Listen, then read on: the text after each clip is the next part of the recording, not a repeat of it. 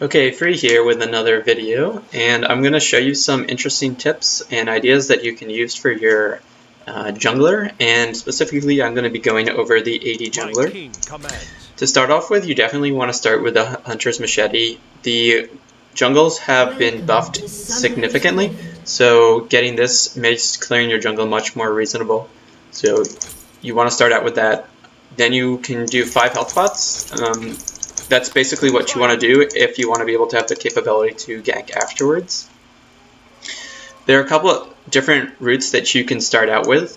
You can start out double golems, and also you could start out with your blue golems, or you can also start out with your wolves into blue golems. And these are actually have changed in their viability because you want to do a full clear as quickly as possible, and people can't really leash for you as well as they could before. So you're going to be taking a lot more damage in the jungle. Now, if your mid is nice or your top is nice, they can help you do wolves and help you do the double golems, and that's probably the quickest way you can get through the jungle. But you can also do a jungle straight up, just starting at your double golems or the blue golem. So, I mean, I said that in reverse order, but you get the idea. And here I'm going to take my W first, so I'm going to get that first, and because it gives a significant increase in attack speed, and it gives me sustainability in the jungle. And I'm just going to keep chugging pots the entire time, and you'll see that it takes much longer to kill these creeps. They have this now has 1,000 health when I think it had 750 before, so it's changed dramatically. And basically you need to keep chugging pots in the jungle. That's something that you might not have done before, but it's something that you should definitely do. So you can see we're just trying to clear through this jungle as quickly as possible. As far as masteries and ruins, I like running 11-19 to maximize damage on jungle creeps. And so let's see if this changes the clear time. I don't think it does. So basically, all the masteries that improve jungle time I choose, and those are things like Butcher is very important, attack speed, and the offensive mastery tree, the scaling armor or damage per level and armor pen. So those are the 11 points I take in offensive, and then I take bladed armor and minion damage reduction, and so those are the most significant things that you can do to reduce the jungle time and make it a little easier. And I actually did have to use all my health pots here to get through the jungle. So you can see that it's become much more challenging, and you now have to really consider like what you want to be doing in the jungle and how you want to go about doing that. All right, so we're doing our final clear here, and you can see it's only taking us it's going to take us about 4 minutes, so that's not too bad. Some junglers are going to obviously do it faster, some are going to do it slower. So you just have to consider that.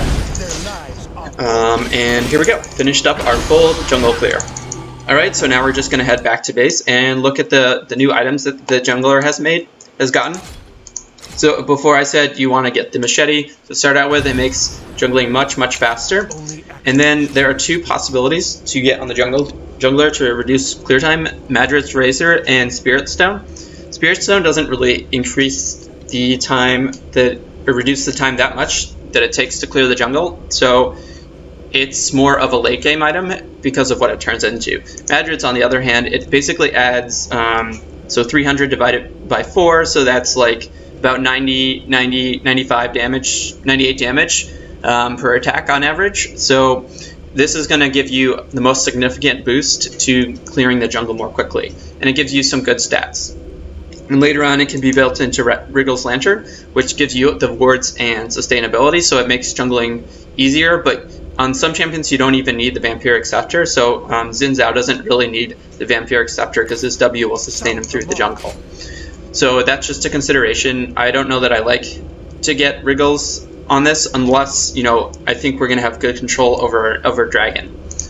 Now, the other late game items that you can actually get are Spirit Stone, and Spirit Stone lets you sustain through the jungle by giving you passive health regen and mana regen. So it's nice if you have to give your blues to your mid. So that's just something that you can consider if you're giving up your blues, then Spirit Stone's quite good.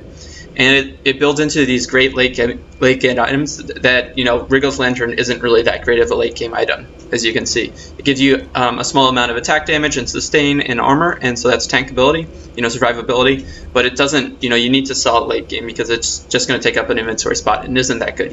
If you wanted sustain and damage, you definitely would want something like Bloodthirster, or, those are some of the alternatives. However, the Spirit Stone, which you build out of the Hunter's Machete, turns into these great late game items. Again, it doesn't significantly decrease your clear time like the Riggo's Lantern is. So if your goal is to have quick clear time so you can be ganking more frequently, then Riggo's Lantern is definitely a good option to consider. Now, if you need to carry the late game spot, and this is much more possible now in the jungle because they've buffed how much gold it gives, you can consider Spirit of the Elder Lizard for 80 bruiser type carries, and that'll give you a very significant increase in attack damage.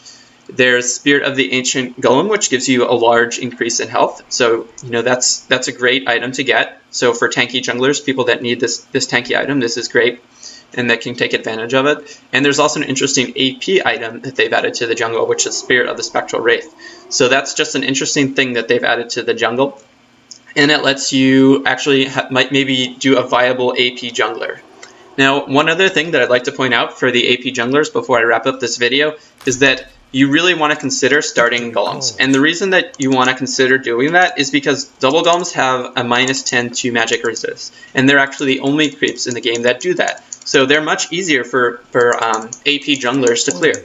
So when you're an AP jungler, you can, it's much easier to do those double golems. So that's just something that you can keep in mind. So I hope you guys enjoyed this video, and please remember to subscribe, rate, comment, etc.